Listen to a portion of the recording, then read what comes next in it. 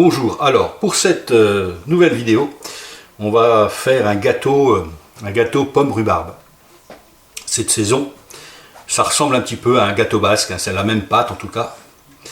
Mais nous on va faire un gâteau pomme rhubarbe. Pour ça il va falloir, pour la pâte il faudra de la farine, du sucre, semoule, il faudra du beurre demi-sel que je vais aller chercher, ramolli, mou, il faudra un peu de levure, il nous faudra aussi un petit peu d'œuf, ici. Il faudra 4 jaunes d'œufs et un œuf entier. Pour la compoter, il nous faudra de la rhubarbe, ici, que je viens de cueillir. Un jus de citron, un peu de rhubarbe, 250 g de rhubarbe. Il nous faudra 3 ou 4 pommes selon la taille. Il nous faudra un petit peu de sucre, un petit peu de beurre pour la cuisson, une gousse de vanille. Une gousse de vanille, et puis on va s'y atteler tout de suite. Hein. Pour ça, on va commencer par éplucher la rhubarbe, les pommes, les couper en petits carrés, et puis surtout faire notre pâte qu'on va laisser en attendant au frigo. Allez, on y va. Alors, ici donc 300 g de farine. Là-dedans, je vais rajouter donc du sucre semoule classique, 150 g. On va faire ce qu'on appelle sabler. On va rajouter d'abord le beurre, demi-sel. Ici, j'ai 180 g. Et là, on sable avec les doigts. Allez. On va sabler, on écrase tout ça. On va obtenir une poudre. Voilà. Là-dedans, je vais rajouter un petit peu de levure.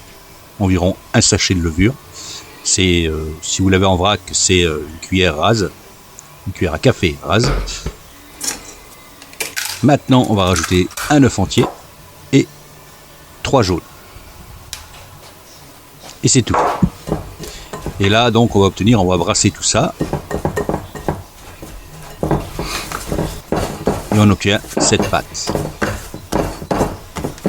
Voilà, c'est pas la peine de trop la travailler. Voilà, c'est une belle pâte comme ça. Quand on va mettre au frigo, ça sera plus facile à travailler, à étaler ensuite. Allez, hop, au frigo. Et en attendant, on va préparer notre compoté avec ces pommes. Donc 4 pommes. 4 pommes épluchées, on coupe en gros quartiers, qu'on met dans une casserole où j'ai déjà une noix de beurre.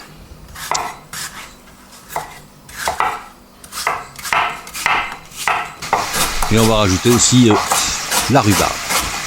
250 g environ de rhubarbe. Alors la rhubarbe, il faut savoir qu'à la période où vous allez la cueillir, s'il pleut beaucoup, ça sera gorgé d'eau et moins sûr. Et vous allez voir que ça va aller très vite. Ça demande un quart d'heure, 20 minutes. Hein.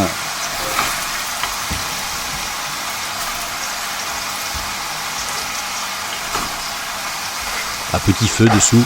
Là-dessus, je vais rajouter donc un jus de citron.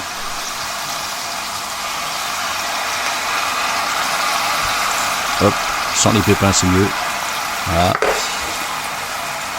Et aussi du sucre cassonade. Alors, le sucre cassonade, on mettra 70 g. Là, j'ai des bâtons de vanille. Si vous n'avez pas de bâton de vanille, mettez un extrait de vanille.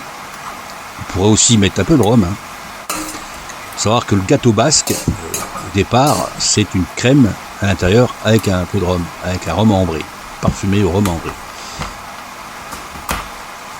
Hop, elle est un peu sèche, ma bâton de vanille, donc on va mettre ça comme ça, direct dans la compotée, et vous allez voir que tous les petits grains vont se mélanger. C'est ça, super. Allez, on brasse ça, et 20 minutes plus tard,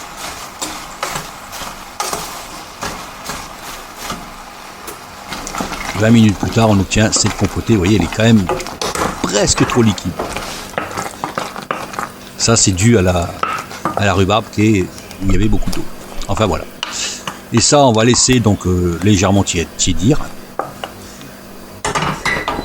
Et on va passer au dressage, au montage.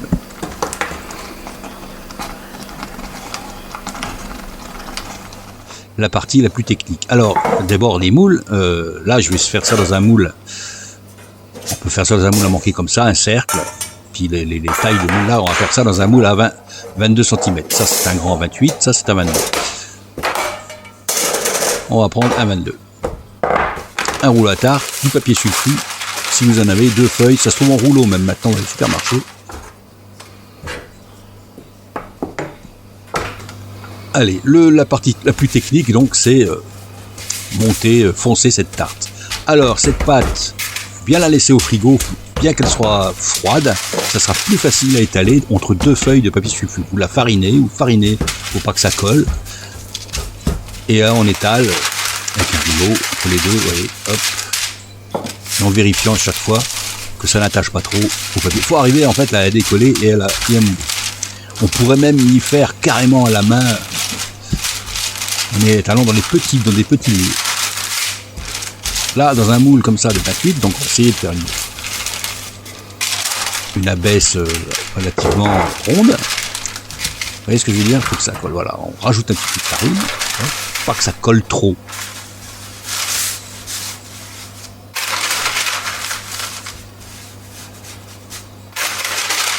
Allez,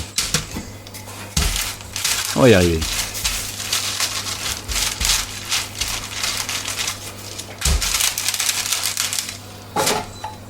La taille c'est la bonne. Allez hop, on y va. Non, on est pas mal. Ensuite c'est simple, hein. On fonce notre moule à tarte. Là c'est un moule à tarte avec un fond mobile.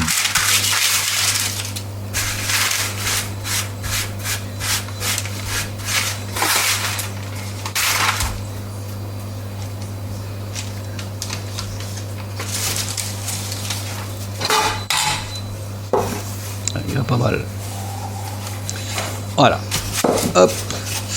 Je rappelle que le pâton, on en a pris 2 tiers pour faire cette abaisse. Il reste 1 tiers pour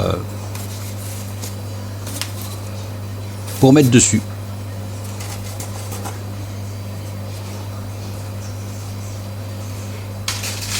Voilà.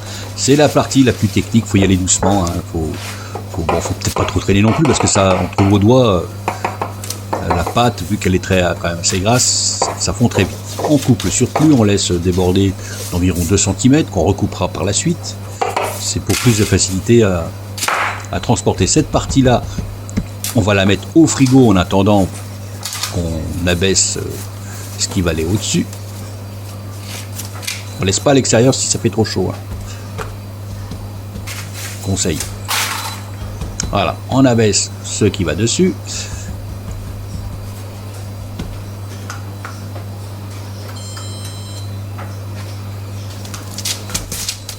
Voilà, ça c'est la deuxième partie. C'est le chapeau qui va aller dessus. Alors ça c'est pareil. Hein.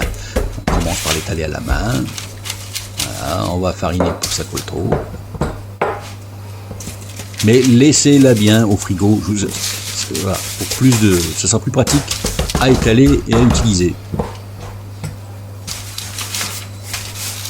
Prenez le temps. Moi je fais assez rapide, là ça colle un petit peu parce que j'essaie de faire assez rapide pour la vidéo.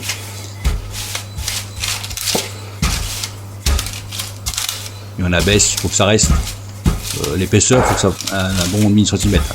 Faut pas que ce soit trop fragile, faut pas que ça fasse de trou. Voilà, allez là c'est bon. On va chercher l'autre partie et on va fourrer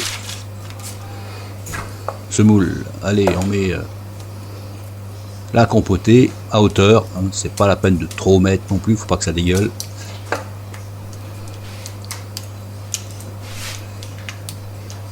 J'ai préparé un jaune d'œuf pour la dorure. Voilà, on prend la partie.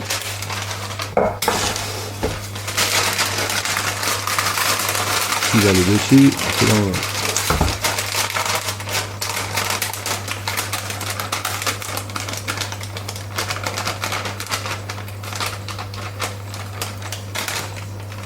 Et même moi, allez, hop, ça colle un petit peu de ce côté-là. On va prendre de l'autre côté.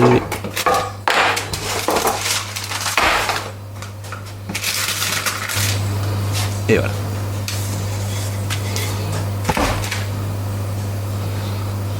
Et puis là, on va pincer tout le tour. Pour souder les parties, faites un petit bourrelet. On va couper le surplus.